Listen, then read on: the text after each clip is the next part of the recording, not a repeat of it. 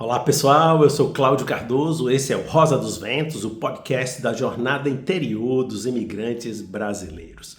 Hoje eu dou sequência à playlist, à série de entrevistas. Eu vou conversar com a minha amiga Adriana Liberato. Adriana Liberato é uma comunicadora, empreendedora, uma empresária, fundadora da plataforma Sou 40 Mais, como o nome já diz, dedicado inicialmente, principalmente à questão das mulheres na sua fase madura, né? Passando por questões como o climatério, menopausa e grandes desafios de saúde. Mas à medida em que a plataforma foi se desenvolvendo, os homens também foram se juntando a ela, inclusive eu sou um admirador da trajetória e das ideias incríveis, vibrantes da Adriana.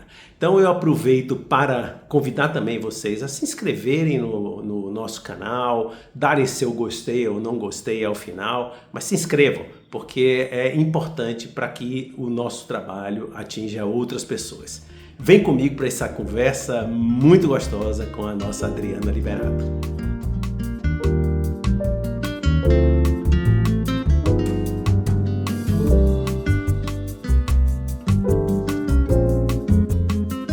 Quantas mudanças nos últimos 11 anos, hein, Adriana? Puta merda, quantas mudanças nos últimos 11 anos. Olha, em 2014 a gente estava em Salvador, fomos para Paris.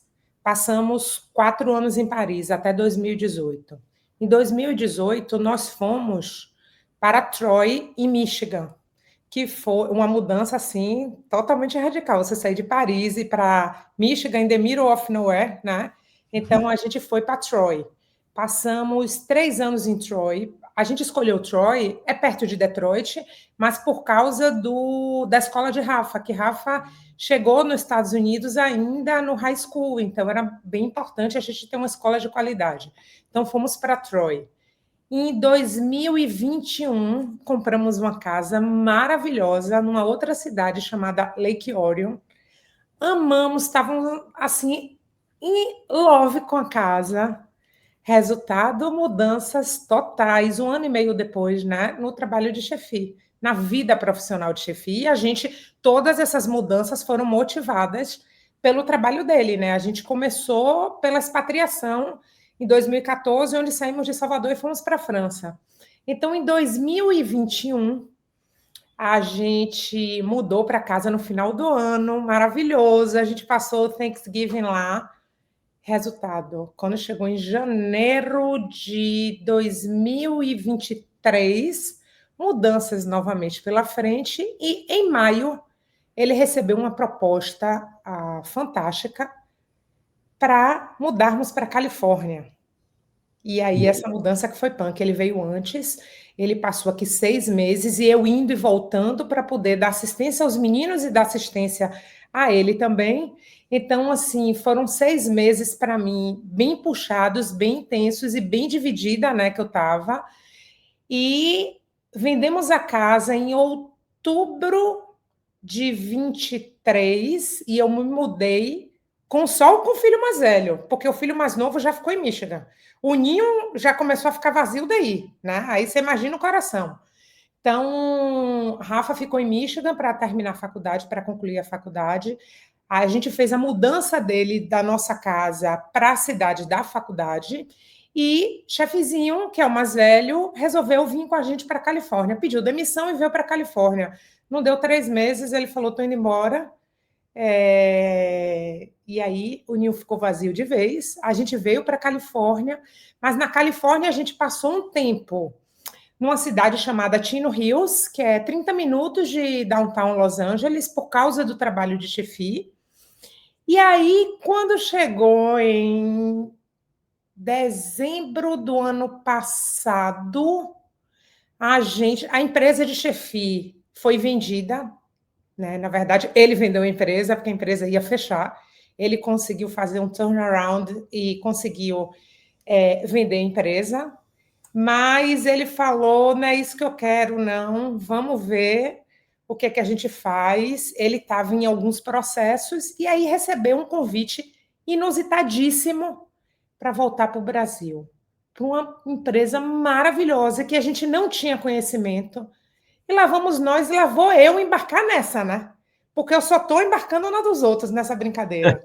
Isso foi em que mês de 2024? 2000, a gente está em 25, a gente foi para o Brasil em 2024, no final do ano, para ele conversar com essa empresa, porque ele saiu da empresa, a empresa foi vendida em outubro, mais ou menos, no mês de outubro, né? Aí, o pior não é isso, Claudinho, porque você está falando de mudança, a gente empacotou tudo nosso. Quando a gente empacotou tudo nosso, a gente colocou num. Aqui a gente tem muita facilidade de storage, né? A gente colocou num storage desse, nos depósitos de imóveis, deixamos as coisas lá, mas nesse momento a gente pensou assim: ó, vamos tirar um tempo para a gente pensar. Ele falou: não é isso aqui que eu quero, essa realidade.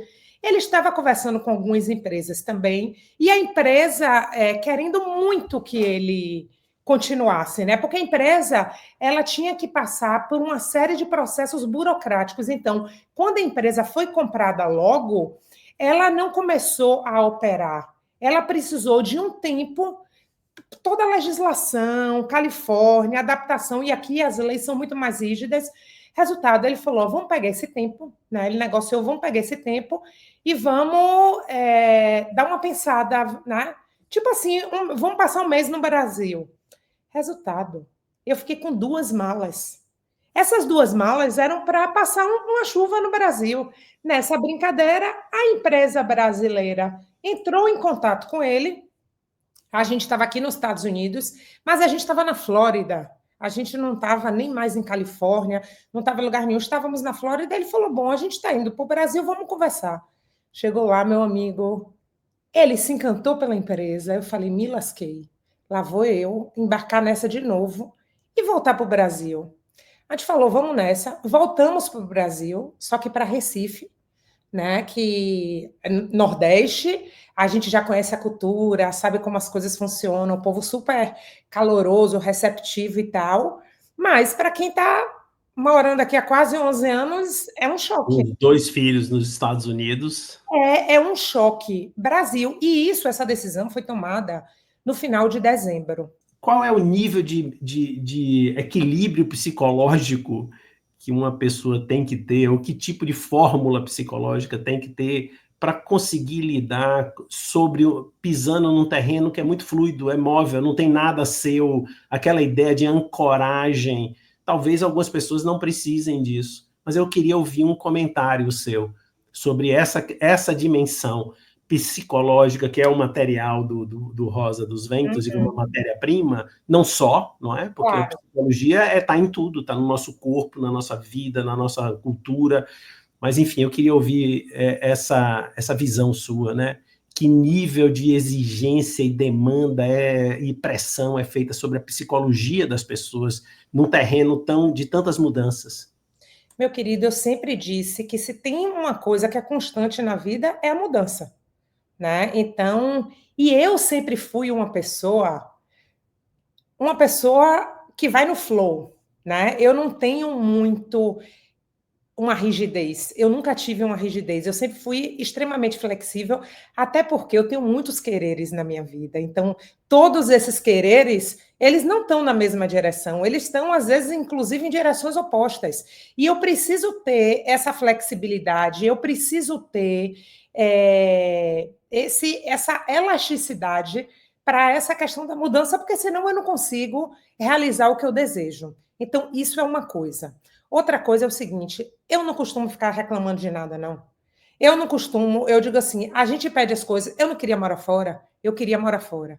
E que, inclusive, é uma coisa que é para poucos. As pessoas acham que morar fora é uma coisa simples, não é. É para poucos.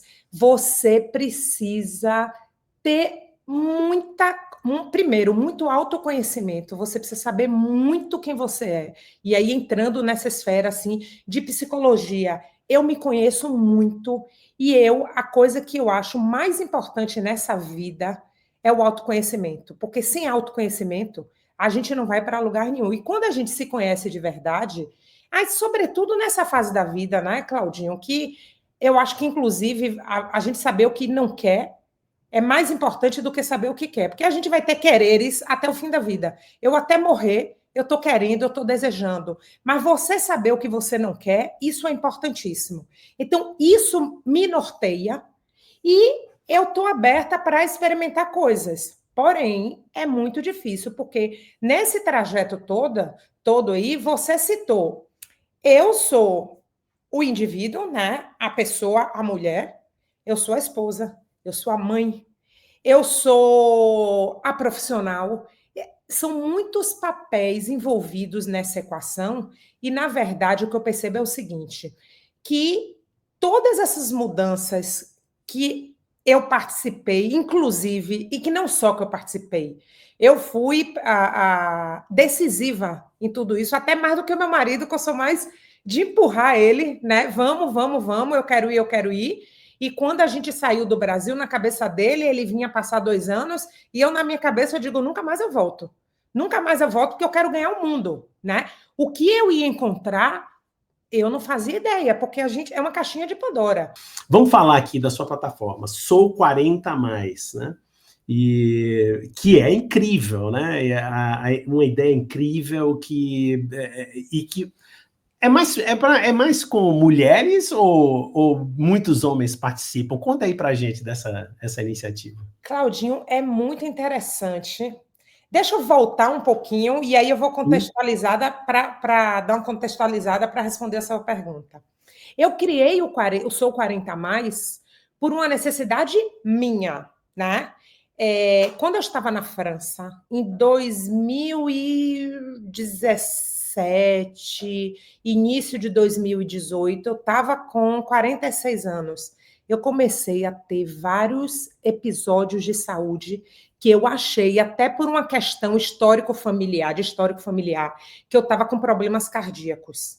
Então, eu fui para médico, eu fui para o hospital, eu fui para emergência, eu fiquei durante 5 meses sendo acompanhada por uma junta do melhor hospital de Paris, do melhor de todos, com a junta de médicos de várias especialidades, e ninguém conseguia descobrir o que eu tinha. E era muito ruim. E aí os médicos, como eles não descobriram que eu tinha, vou te dar um ansiolítico que você está com crise de ansiedade. Eu falei, não, eu me conheço. Aí, ó, o autoconhecimento, eu me conheço. Eu não sou uma pessoa que eu fico ansiosa por nada, né? Eu estou ansiosa por não saber o que eu tenho. É o contrário. Até que numa ligação louca, eu falei com minha médica, que é a minha amiga, que eu fui ligar para o marido dela, que era meu cardiologista, para eu dizer o que eu faço diante no Brasil. No Brasil. A médica do Brasil. No Brasil, diante da minha médica maravilhosa, que nós somos amigas, mas nesse momento, como eu estava apresentando sintomas cardiológicos, né? Eu falei, deixa eu falar com o marido dela. Aí liguei para ela, falei, Mara, eu preciso falar com Lula. Lula estava no telefone. Ela falou, diga o que é. E aí eu comecei a descrever para ela. Ela falou, dica, você está no climatério. Eu falei, clima o quê? Ela falou, climatério. Eu falei, o que é isso?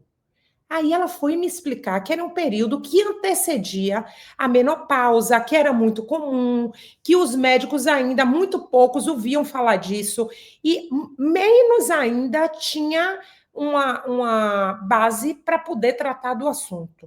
A partir disso aí eu comecei a me monitorar, reparar, e comecei a entrar na França, que é o povo, você não pode nem fazer, não tem quase ninguém lá que faça reposição hormonal, né? Por isso que eu acho amo, morei lá, amo as minhas amigas francesas, mas as mulheres mais velhas francesas, elas são endiabradas, e não tem nada, depois que eu comecei a estudar, que me tire da cabeça que isso não é a menopausa. Não tem nada que me tire da cabeça. Certeza. A baixa nos hormônios, a queda nos hormônios sexuais, certeza absoluta, sabe? E se você não trata isso, você vive... É uma escolha sua, de forma natural, meu amigo, saia correndo, saia correndo. E aí, a partir disso, eu comecei a me observar, e foi um tempo, durante 6 meses, foram sintomas muito fortes, e depois a coisa amenizou. Bom, no meio da pandemia, eu já estava nos Estados Unidos, e a gente estava no meio do processo do Green Card, eu não tinha mais visto de trabalho, eles tiraram o meu visto de trabalho. Eu falei, o que eu vou fazer? E aí eu comecei a pesquisar, e esse lado meu empreendedor, né? Eu falei, eu não quero trabalhar para os outros, eu queria fazer alguma coisa. E comecei a estudar esse universo de mulheres maduras, que é o universo qual eu me encontrava e eu continuo me encontrando, né? Eu falei, tá aí, ó, uma coisa que quase ninguém fala. E comecei a mergulhar nesse universo. Não tinha quase nada de conteúdo. Comecei a seguir uns médicos daqui dos Estados Unidos, né?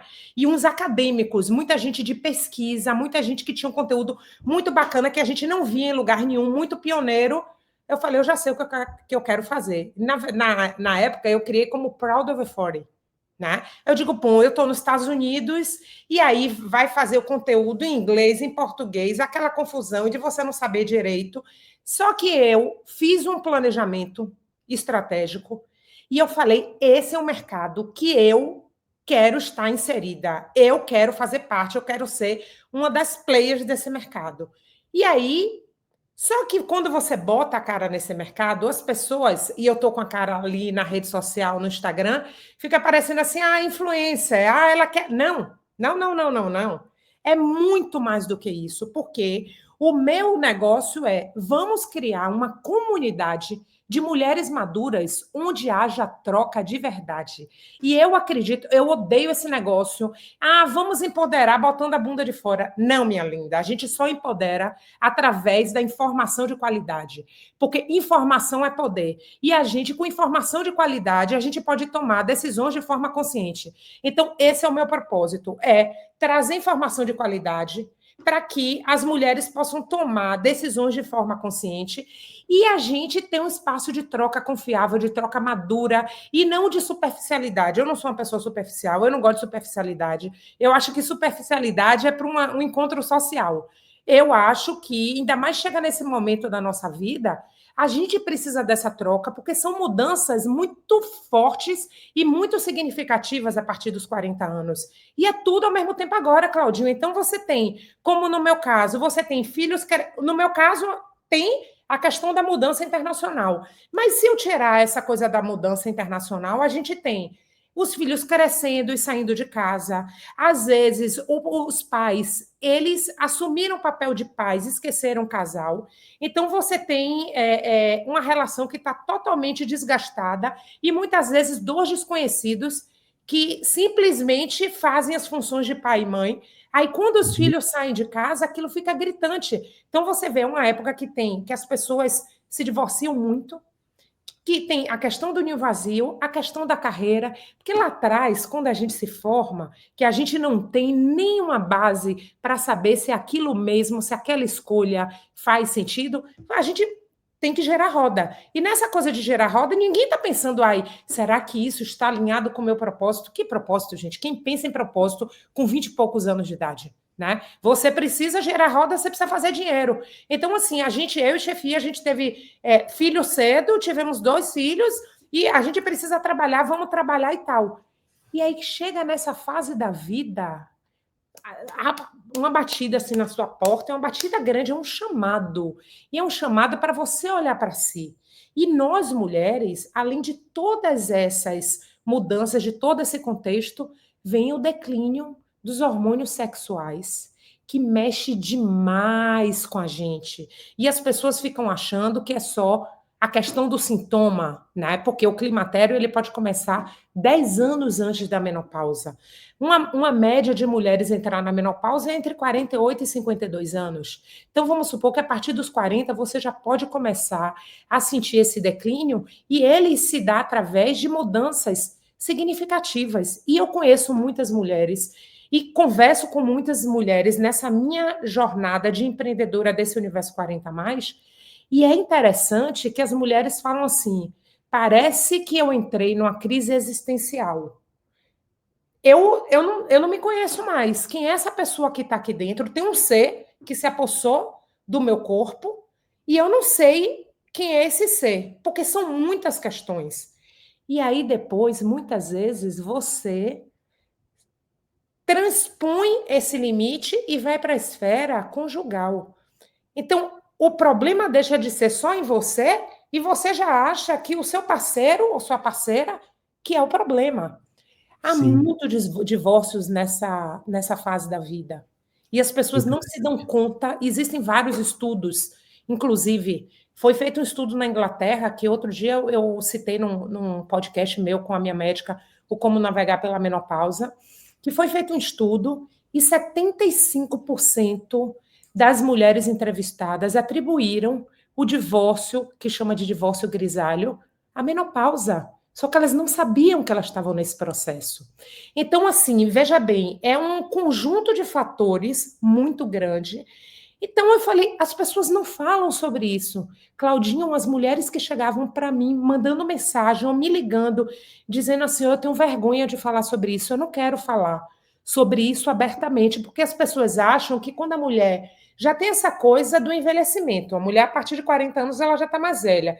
Esse cabelo branco aqui, Ave Maria, é para poucas, né? Assumirem esse cabelo, botarem a cara e dizer, eu não tenho problema com envelhecimento, eu prefiro envelhecer do que morrer.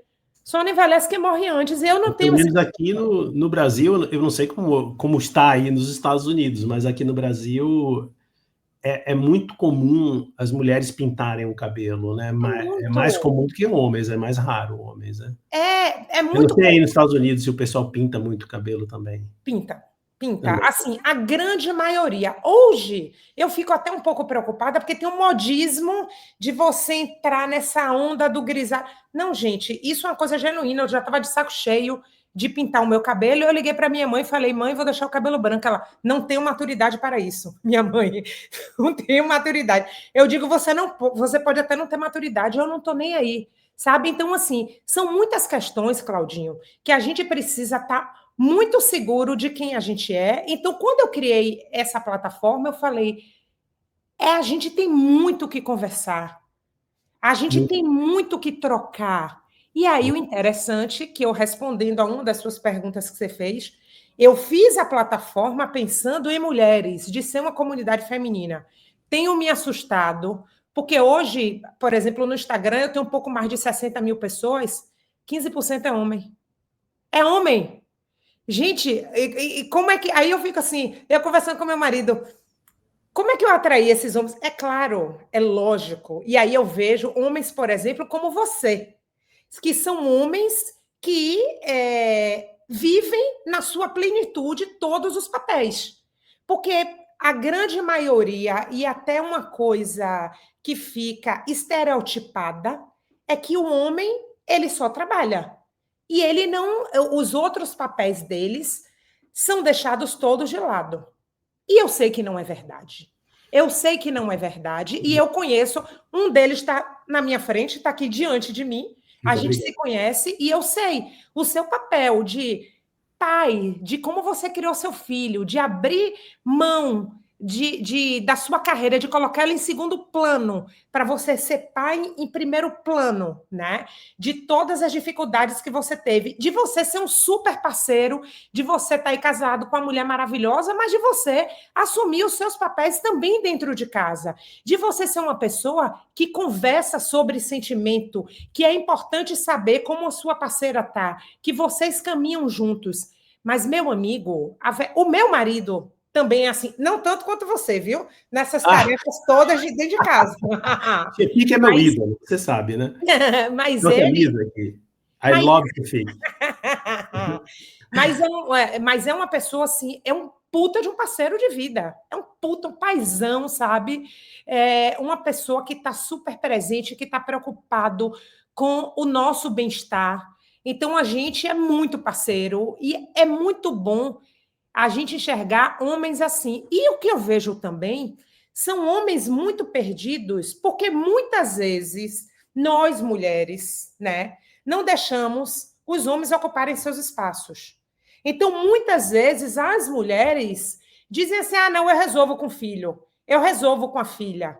E, claro, você depois chegar de um dia todo de trabalho, todo cansado, e você está vendo as mulheres ali não deixando você se aproximar muito, você tem duas coisas. Você, pelo lado cômodo, né? Você abre mão um pouco disso e vai o descansar, só que aí tem um outro lado também, porque você vai perdendo esse dia a dia, essa relação, e lá na frente essa conta chega. Então, assim, eu vejo que tem, sim, homens interessados, homens que participam e homens que querem também entender um pouco mais o universo feminino. E uma coisa que eu quero fazer, que eu te falei, que você vai ser o meu convidado, aí você vai abrir essa parte do projeto aí, essa linha que eu vou pegar, você vai abrir junto comigo. Eu quero trazer esse universo masculino maduro, porque eu acredito que a gente soma para multiplicar, que a gente cresce junto. Então, a nossa sociedade é uma sociedade machista. E as mulheres são muito machistas. Porque eu falo para amigas minhas, que eu vejo às vezes, eu digo, é tudo lindo, você aplica isso a seu filho, porque você queria que seu marido viesse pronto. E o seu filho homem, como é que você cria ele? Porque assim, mas meu filho não. Mas meu filho não, porque eu não sei qual é o tipo de mulher que meu filho vai se relacionar. Gente, isso é uma loucura. Então a gente não pode querer que de uma hora para outra tudo vire. Não. Isso é parte de uma construção. E eu gosto de saber que eu sou parte dessa construção. Que eu boto ali a pulguinha atrás da orelha e digo, vamos conversar, né? Isso para mim é o mais importante.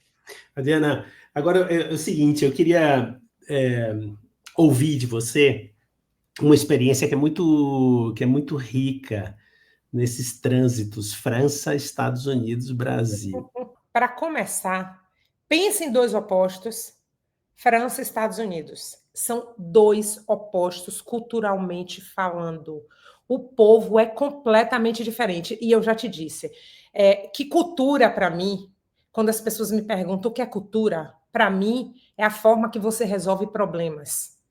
Isso pode parecer uma coisa simples, não, mas isso é uma coisa extremamente complexa, porque existem muitas camadas. Até você chegar numa resolução de problema, imagine o que é que está aí embutido, incutido dentro do seu ser para você chegar naquele ponto ali. Fui para a França. A gente brasileiro já começa, a gente acha que a gente é extremamente o povo mais flexível, que mais se adapta a tudo no mundo. Não somos. O brasileiro vamos marcar, tudo vamos marcar, vamos fazer. A gente está muito mais aberto e as pessoas acham, a impressão que a gente passa é que a gente realmente está muito mais aberto, a coisa é fácil, mas muitas vezes você não passa da página 2, né? Porque você fica ali na superficialidade. Eu não digo em termos de interação, porque as pessoas estão muito mais abertas à interação, chamam a gente para dentro de casa, e eu sou assim, eu boto todo mundo dentro de casa, chama para dentro de casa, faz programas sociais, mas muitas vezes isso fica na esfera social. O francês, você demora muito mais de chegar nele, mas quando você chega, é amizade para o resto da vida. E se você me perguntar assim, qual uma palavra que define o francês? Tradição. A França é tradição. Eles são tradicionais em tudo. A forma deles de pensar é tradicional. Então, por isso, a forma de resolver problemas é tradicional. Eles valorizam a experiência, né? Não é essa coisa, tá chegando um novo. Calma, vá para o fim da fila, meu lindo. Você é novo aqui, você não sabe nada, você está cheirando a leite. E que é o contrário daqui dos Estados Unidos. Os Estados Unidos quer muito a coisa assim da inovação, porque tudo que é novo, tudo que está de ponta é que vale, o velho vai ficando obsoleto, e a gente percebe isso pela própria cultura das pessoas com relação aos objetos. Na França, o que existe de handyman, de pessoas que conseguem... O esporte preferido dos franceses é a bricolagem, que é... Como é que fala? De você mexer coisas em casa... não é o artesanato, mas é você mexer. Tem um nome em português para isso, Eu não sei o nome. Agora se fala bricolagem aqui no Brasil. Bricolagem. Por exemplo, a Leroy Merlin, que aí no Brasil é Leroy Merlin, a Leroy Merlin é o lugar, o shopping dos franceses. Todo mundo vai para lá e as pessoas adoram essa coisa de você estar consertando uma coisa dentro da sua casa, de você estar dando uma outra finalidade. Você tem profissões que você tem lá torneiro de artesanato, né? Ele não é simplesmente um marceneiro, além de ser um marceneiro, é um torneiro, tem estofadores.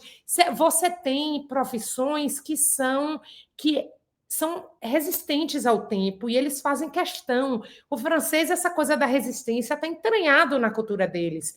Então, a gente pensa que a cultura, a gente às vezes olha e tem uma visão rasa de cultura. Olhe como essas coisas estão entranhadas, sabe? Isso é uma coisa de séculos, de milênios até. Que A você experiência da sua... Desculpa interromper um pouco, mas a experiência da sua família, você, o seu marido, os 2 filhos, foi mais de...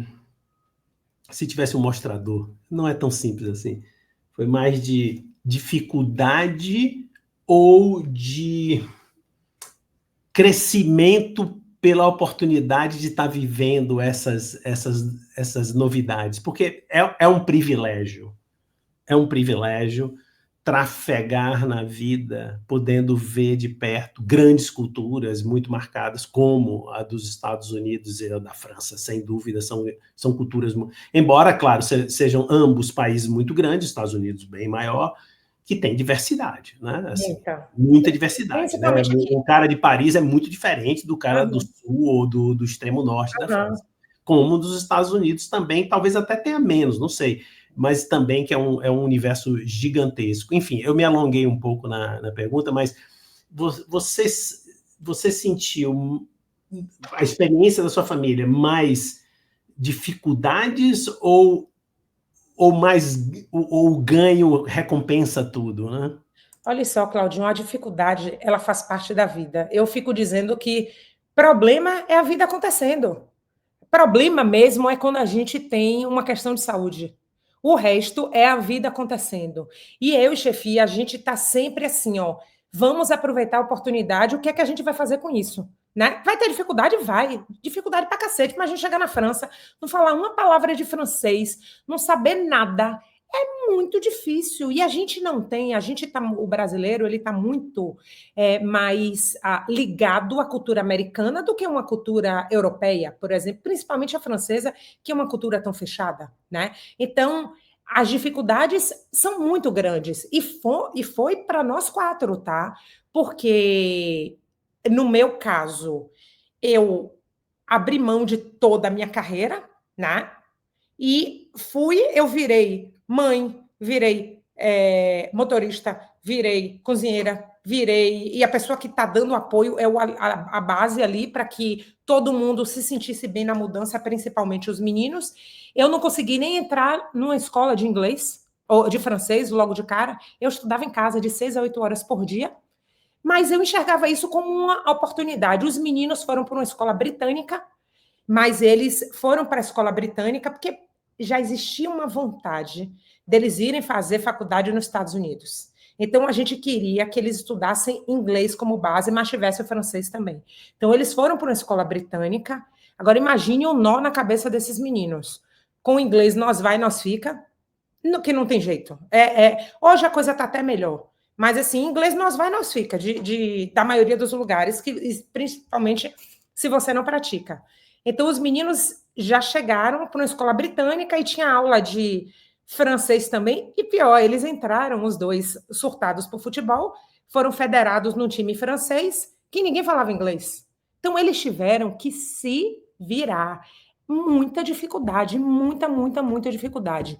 Chefi foi trabalhar, primeiro, mais novo do que todo mundo, e, de novo, na França, a tradição, a coisa do mais velho, né, que é muito respeitada, vem ele, um brasileiro, para gerenciar toda uma operação de engenharia da Europa.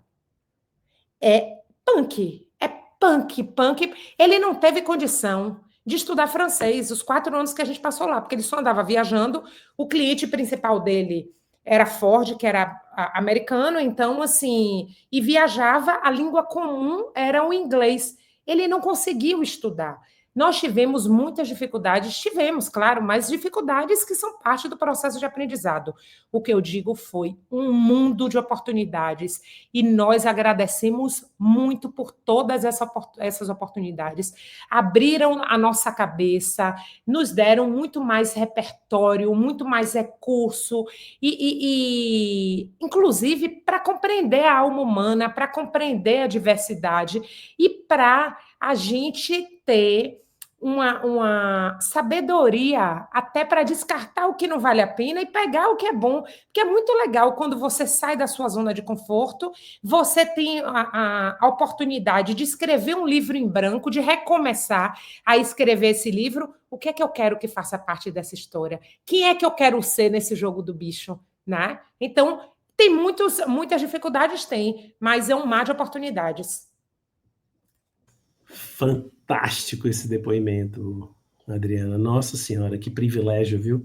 Agora, assim, talvez tenha tido alguma coisa assim que eu gostaria de perguntar, não me ocorre agora. Mas assim, eu vou fazer um desafio aqui para você, né? Agora, os seus dois filhos estão em idade... Bom, já se formaram, né? Um já se formou, o outro está no meio da universidade para concluir. Vai formar agora em dezembro. Vai formar agora em dezembro. O seu marido num novo desafio profissional, agora dessa vez na Califórnia. Uhum. Você podendo retomar com mais calma e mais tempo e mais base daqui a alguns dias, porque você ainda está em transição de mudança, seus caixotes estão aí pelo amor pelo de universo, em algum lugar do universo. Qual é o seu plano agora? Intensificar o Sou 40 mais? O que é que você tem pensado para você? Claudinho, eu vou te dizer, no ano passado, no meio do ano passado, quando meu filho realmente ele fez a mudança, porque primeiro ele foi para o Brasil, ele voltou, o segundo, né? Quer dizer, que é o mais velho, que ainda estava em casa. Que ele saiu de casa, que a gente foi deixar ele na casa nova. Eu sempre disse assim, eu crio meus filhos para a vida. Mas eu sempre fui aquela mãezona, leoa, e sempre presente, Claudinho. Era uma dor física, doía. Já passei por essa história, eu acho que a gente sempre vai passar, né? Sempre, né? Doía, eu não conseguia passar pela porta do quarto dele. Eu fiquei 2 meses ruminando aquela coisa, aqueles sentimentos, o que é que eu vou fazer, sabe? Porque a maternidade é um papel muito forte na vida da gente, né? E ela vai estar sempre presente, independente dos outros papéis. E como eu te falei, na bola dividida, ela sempre vai falar mais alto. Então, para mim, que nos últimos 10 anos eu vivi em função disso, foi muito punk. Mas aí eu coloquei a minha cabeça no lugar e fiz, bom, ainda sem saber qual era o destino. Isso foi tipo setembro do ano passado, né? A gente no meio do olho do furacão. Eu pensei, coloquei minha cabeça no lugar, tomei uma decisão, cheguei para a chefe e fiz, amor, o negócio é o seguinte, sua vida está estruturada, você pode mudar de empresa, mas você tem uma carreira que está consolidada numa área. Eu venho de áreas diferentes, já fiz muitas coisas na minha vida, tive muito sucesso no corporativo, tive sucesso também empreendendo, sabe? Mas quando eu criei essa plataforma aqui, eu criei porque eu tinha uma visão e eu achava que essa visão ia ser uma coisa minha para o futuro e para a minha longevidade, que nem o seu projeto, né? Uma coisa que eu vá junto com o meu projeto. Então, eu falei assim, eu tomei uma decisão. A partir de agora, independente de onde a gente vá, o que você vai fazer, o que os meninos vão fazer, chegou a hora de eu voltar a olhar para mim. Porque eu sou uma pessoa que eu sempre investi em conhecimento. Eu tenho 3 pós-graduações, eu estou estudando o tempo inteiro, porque eu acredito, como eu falei, que informação é a base para tudo na nossa vida, para a gente tomar as nossas decisões. Então, eu tomei a decisão, a partir de agora, eu vou focar no meu negócio. A primeira coisa que eu fiz foi o quê? Mudar o nome. Mudei o nome para Sou 40 Mais. E falei, bom, qual é a minha estratégia? Eu já tenho o meu planejamento. E o meu planejamento não vai mudar. E os números só melhoram, porque se você for levar em consideração que em 2030 teremos 1 bilhão de mulheres na menopausa, isso significa 1 bilhão de mulheres na casa dos 50 anos. Né? Então, é um número muito grande. É um mercado muito gigantesco. Eu falei, eu vou nesse mercado aqui, mudei o nome para Sou 40 Mais e falei, vou devagarzinho, não sei aonde eu vou estar, o que eu posso fazer com os recursos que eu tenho agora a trabalhar meu Instagram. Então eu fui, Claudinho, isso foi setembro, meados de setembro do ano passado. Eu tinha, sei lá, 5 mil e poucos seguidores. E eu comecei, de onde eu estava, consistência e testando, e eu sou uma pessoa também da área de marketing, né? E eu já fiz vários cursos, eu falei, tá na hora de começar a colocar em prática tudo que eu aprendi. Vamos lá. Comecei, vamos. Eu hoje, setembro, outubro, novembro, dezembro, janeiro, fevereiro, março, abril, maio, junho, julho. Tem 10 meses, né? Vai fazer 10 meses. Eu tenho 10 vezes mais o número que eu tinha. Fantástico. De seguidores. E não é só isso, porque não é pela questão, não é pelo número de seguidores, é você ver que você está trilhando o caminho, que você está indo na direção certa. Eu sempre digo que direção é mais importante do que velocidade. E eu sei que eu estou indo na direção certa e estou aos poucos agora. Então, eu fiz um site novo, criei um site novo, estou criando um curso, estou com um podcast no ar, super bacana. Vou criar um curso com 2 profissionais maravilhosas, uma ginecologista e uma nutricionista, para a gente dar estratégias reais para mulheres que estejam ou entrando ou passando por essa fase, sabe? Tem outros produtos aí, outras parcerias que eu estou construindo. Então, assim, eu estou muito feliz de, no meio dessa loucura inteira que está a minha vida, de eu conseguir, dentro de mim, porque a nossa casa é o nosso corpo, é a nossa alma. De dentro dessa casa aqui, eu consegui aquietar minha mente e focar no que para mim é prioridade. Espetacular. Adriana, olha, eu já deveria ter mencionado durante a nossa conversa, eu já coloquei aqui o endereço lá do seu Instagram e quero dizer, não só, mas também do site, mas também quero dizer para todo mundo que está aqui nos acompanhando, aqui pelo Spotify, pelo YouTube, que todos os seus contatos estão aqui na descrição, tá? Do nosso áudio, do nosso vídeo. Adriana, só tenho que lhe agradecer aqui pelo seu tempo maravilhoso, seu depoimento muito rico, muito vibrante como você é. Muita gratidão a você pela sua generosidade de participar aqui do Rosa dos Ventos, que está engateando, começando, mas com muito orgulho eu tenho aqui o privilégio de ter pessoas como você aqui para fazer esse começo. Muito obrigado.